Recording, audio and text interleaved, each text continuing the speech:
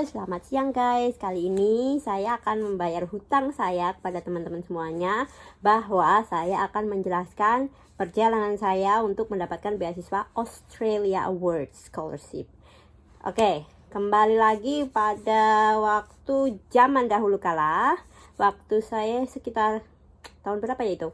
Sekitar tahun 2006 saya itu lulus D3 okupasi terapi di Poltekkes Surakarta.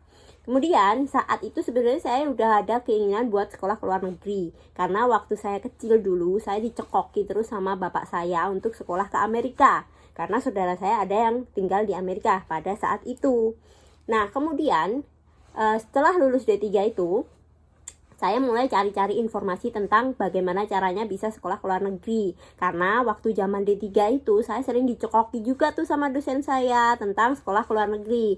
Karena dosen-dosen saya banyak yang disekolahkan di luar negeri. Bukan banyak sih, waktu itu tahun 2000 saya jadi D3 itu ambil sekolah diploma 3 tahun itu dari mulai 2003 sampai 2006. Nah, selama rentang waktu itu, saat itu ada 3 dosen yang punya ijazah S2 dapat dari Melbourne, jadi dari La Trobe University, dan S1-nya beliau itu dapat dari Kanadanya di University of Alberta. Terus dari sejak saya dicekoki terus tentang sekolah ke luar negeri, indahnya sekolah di luar negeri, mimpi saya pun semakin besar gitu untuk sekolah ke luar negeri. Jadi begitu lulus D3 saya mulai cari tahu nih informasi gimana sih caranya biar bisa sekolah ke luar negeri. Nah, setelah saya mencari tahu, saya baru tahu nih bahwa kebanyakan beasiswa itu mulai dari S2 sampai S3.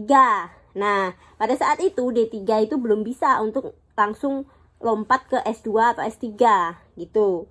Jadi, mau tidak mau saya harus memikirkan untuk ambil S1 dulu buat jembatan untuk menuju cari beasiswa S2 itu. Nah, saat itu tahun 2006 saya lulus D3, jadi nggak langsung ambil S1 karena belum punya uang saya itu. Jadi miskin guys, miskin banget. Mau beli apa-apa aja mikirnya 1000 kali waktu itu. Sekarang sih masih sama ya. Terus waktu itu saya terus kerja dulu.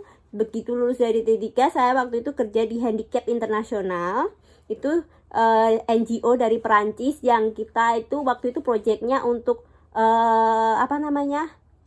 gempa bumi di Jogja tahun 2006.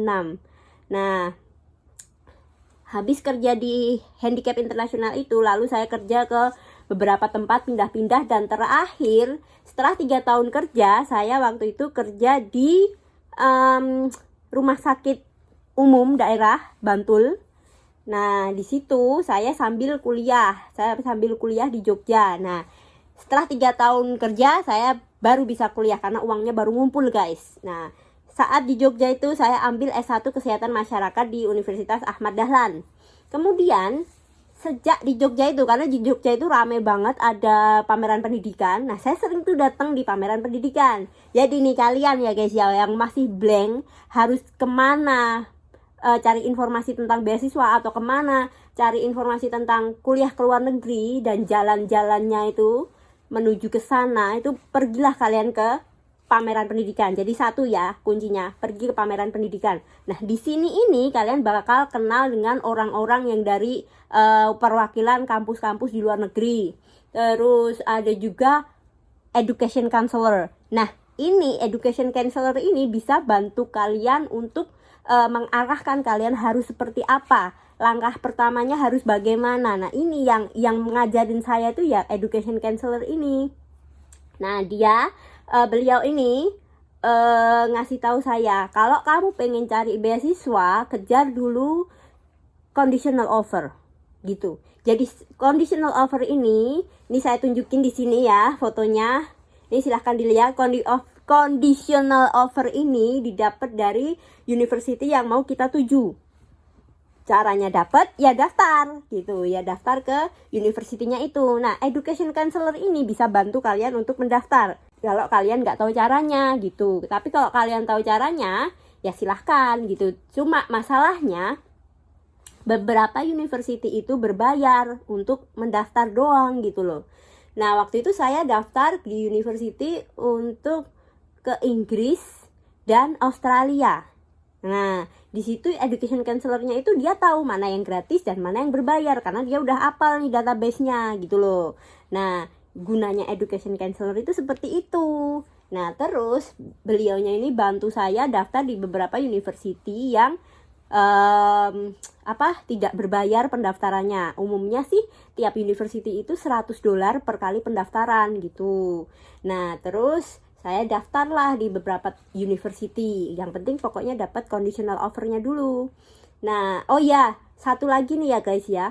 Sebelum kalian daftar itu, pastikan kalian itu sudah punya transkrip nilai dari S1 gitu. Dan juga transkrip nilai dari mungkin jenjang pendidikan yang sebelumnya. Karena saya itu D3, jadi S1 dan D3 itu harus sudah ada transkrip nilai dan ijazahnya gitu. Nah, jadi waktu saya masih kuliah S1, saya nggak bisa ngapa-ngapain tuh. Selain saya cuma datang ke pameran pendidikan gitu, cuma menambah wawasan. Oh, kampus ini tuh kayak gini tau. Oh, kampus itu tuh kayak gini. Oh, jadi kalau mau sekolah ke luar negeri itu caranya seperti ini ya. Kayak gitu tuh. Jadi gunanya datang ke pameran pendidikan tuh kayak gitu guys. Dan pesan saya, jangan pernah malu ketika kalian ada di pameran pendidikan. Tanyalah sama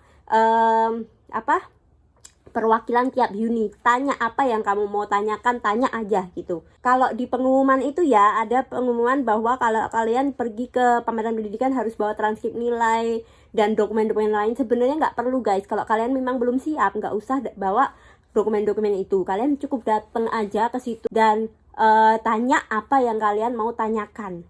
Tapi jangan tanya soal beasiswa ke perwakilan kampus, karena sebenarnya tuh ya perwakilan kampus tuh nggak begitu banyak tahu tentang full scholarship. Yang kalian mau kan pasti fully funded ya. Kalau beasiswa yang dari kampus itu biasanya partial, jadi sebagian doang, cuma tuition fee, sebagian tuition fee aja ditanggung. Ada juga yang full tuition fee tapi dia nggak menanggung biaya hidup. Kalian memang mau beasiswa yang fully funded ya, seperti beasiswa dari LPDP, seperti Australia Awards, terus apa lagi ya, apa itu yang satu aku lupa, yang dari Inggris itu. Nah, itu beasiswa seperti itu biasanya fully funded. Kalau beasiswa dari kampus biasanya tidak bisa diharapkan fully funded gitu. Terus berikutnya habis setelah saya lulus, saya dapat transkrip nilai dari S1, saya mulai daftar nih. Saya kasih data-data saya, dokumen saya ke education counselor. Saya kasih tunjuk, ini Pak, saya sudah punya transkrip, tolong dibantu untuk pendaftarannya gitu. Nah, nanti akan dibantu semuanya pendaftarannya. Kalian cuma pasrah bongkoan aja gitu guys. Nah, terus biasanya kalian bakal diminta juga IELTS test.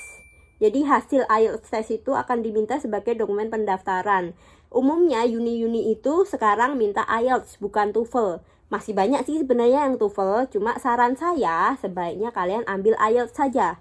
Selain IELTS itu menurut saya ini IELTS itu lebih mudah dan juga lebih diterima di banyak university. Jadi kalian nggak harus double job gitu. Itu kalau kalian mau ambil TOEFL ya silahkan. Cuma masalahnya kalau kalian mau ambil university di Australia, kebanyakan mereka itu menerimanya IELTS gitu. Nah, terus setelah saya serahkan dokumen itu kepada education counselor, dia akan memulai proses pendaftarannya, dan kira-kira mungkin sebulan setelahnya kita bakal dapat progresnya, ditolak atau diterima. Dan misalnya diterima, kita bakal dapat conditional offer. Kenapa conditional? Jadi conditional itu bersyarat, karena saya waktu itu IELTS-nya belum memenuhi syarat. Nah, kebetulan saya waktu itu mintanya S2 occupational therapy. Jadi S2 occupational therapy itu minta syarat minimal overall band 7 dan each band 7. Jadi setiap komponen dari IELTS itu listening, reading, writing, sama speaking itu nggak boleh di bawah 7 waktu itu. Nah, terus jadinya saya masih bersifat conditional. Tapi si conditional ini cukup sakti guys. Nah, surat conditional offer ini bisa saya gunakan untuk mendaftar beasiswa Australia Awards. Waktu itu saya daftar Australia Awards dengan dokumen satu, conditional offer dari beberapa university di Australia. Terus kedua, IELTS saya, surat referensi, jadi reference letter dari beberapa orang yang cukup kenal kalian gitu. Jadi nggak hanya orang-orang sembarang orang bisa kamu minta reference letter, nggak bisa kayak gitu guys. Nah, reference letter ini bisa kalian dapat dari dosen kalian atau enggak dosen dari kampus luar negeri yang memang kalian benar-benar kenal, yang sesuai dengan jurusan kalian tuh. Terus bisa juga atasan kalian kerja atau teman kerja gitu, yang bisa menceritakan kalian itu seperti apa sih gitu. Jadi di dalam reference letter itu, beliaunya ini, orang yang memberikan referensi ini akan menjelaskan bagaimana kalian itu layak untuk dapat beasiswa itu, atau layak untuk bisa dapat sekolah di Australia itu, kayak gitu deh. Jadi intinya menjelaskan kira-kira poin-poin plus kalian tuh apa aja di situ gitu. Waktu itu saya dapatnya dari dosen saya, terus dapat juga dari dosen University of Alberta, bagian okupasi terapi, occupational therapy gitu. Terus dari mantan atasan saya dari rumah sakit umum daerah itu yang di Jogja, yang di Bantul itu, sama dapat dari atasan saya di tempat kerja saya yang dulu gitu. Nah, itu semua saya mintain reference letter, saya sertakan di dokumen itu. Kemudian juga ada form waktu itu. Form pendaftaran itu saya dapatkan dari websitenya Australia Awards. Karena waktu itu masih manual ya guys ya. Jadi mengisinya masih manual, di print lalu diisi sendiri gitu. Terus motivasinya kuliah ke luar negeri apa, maksudnya kuliah ke Australia apa, terus kenapa kampus itu yang dipilih, kenapa Australia lah, terus juga apa sih kontribusimu nanti ke Indonesia setelah kamu lulus, kayak gitu pertanyaan dari form. Nah, itu kalian harus jawab. Nah, di form itu pertanyaannya kalian harus benar-benar jelaskan alasan kuat kalian untuk sekolah ke Australia itu apa, tujuan kalian apa, dan apa kontribusi kalian untuk Indonesia setelah itu. Buat sebagus mungkin, se-make sense mungkin, dan gombal-gombal dikit nggak apa-apa lah ya. Pokoknya gimana cara kalian itu bisa menjual diri kalian ke panelis, ke jurinya gitu. Nah, itu nanti form akan dibaca oleh panitianya, dan itu masuk dalam seleksi tahap pertama. Jadi seleksi tahap pertama itu seleksi administrasi, mereka bakal baca form situ, semuanya dibaca, dan mereka akan menentukan mana yang layak untuk ikut ke ujian tahap kedua, yaitu wawancara dan tes IELTS gitu. Nah, saat itu saya tahun 2002, saya lupa daftarnya itu kapan. 2012. Oh iya, waktu itu saya daftarnya 2012. Terus dapat pengumuman bahwa saya keterima untuk tahap 2 itu sekitar Desember 2012, dan ujian untuk lanjut lagi ujian tahap 2 berupa wawancara sama tes IELTS itu sekitar Januari 2013. Kemudian selanjut lagi setelah saya ujian itu Februari saya dinyatakan lulus beasiswa Australia Awards. Kemudian sekitar bulan Juli saya berangkat ke Bali untuk mengikuti pre-departure training. Jadi pre-departure training itu semacam persiapan untuk kita diberangkatkan ke Australia. Gitu. Kita bakal diajarin gimana caranya nulis laporan dalam standarnya University Australia, terus diajarin tentang plagiarism check kayak gitu-gitu itu, terus juga kita apalagi ya, diajarin budaya Australia kayak gitu-gitu itu deh. Terus juga tes IELTS, karena waktu itu IELTS saya belum mencukupi syarat untuk masuk ke university gitu. Nah, terus abis itu saya itu di Bali selama 3 bulan, jadi dari Juli sampai Oktober. Nah, kemudian November dan Desember saya pulang ke Solo. Terus Januari saya berangkat ke Australia dengan teman-teman yang lain gitu.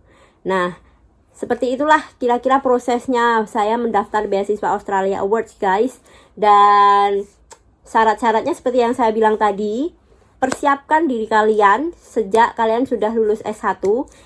At least satu yang kalian persiapkan, cari pengalaman kerja yang sebagus mungkin gitu. Pokoknya jangan pindah-pindah, tapi pindahnya nggak jelas gitu, jangan ya guys ya. Misalnya saya dulu itu debut pertama saya, hasil karya pertama saya itu, pencapaian pertama saya itu saya kerja di NGO dari Perancis ini, yang namanya Handicap International ini. Ini cukup berpengaruh banget karena saya kerja di NGO, jadi non-profit organization. Itu bakal dilihat banget sama penyelenggara beasiswa. Terus berikutnya, yang kedua, siapkan juga diri kalian dengan IELTS. Kalau kalian belum tahu IELTS itu apa, les aja, les bimbingan IELTS itu banyak sekali di Jogja. Saya dulu ambil di Cilax, nggak tahu sekarang masih ada apa enggak, tapi saya dulu ambil 3 bulan persiapan di Cilax. Terus berikutnya kalian juga persiapkan transkrip nilai. Untuk Australia Awards atau kampus-kampus kampus-kampus di Australia itu mereka mintanya minimal IPK cuma 3,0. Jadi cukup gampang ya guys ya. Jadi siapkan transkrip nilai dan ijazah S1. Terus reference letter.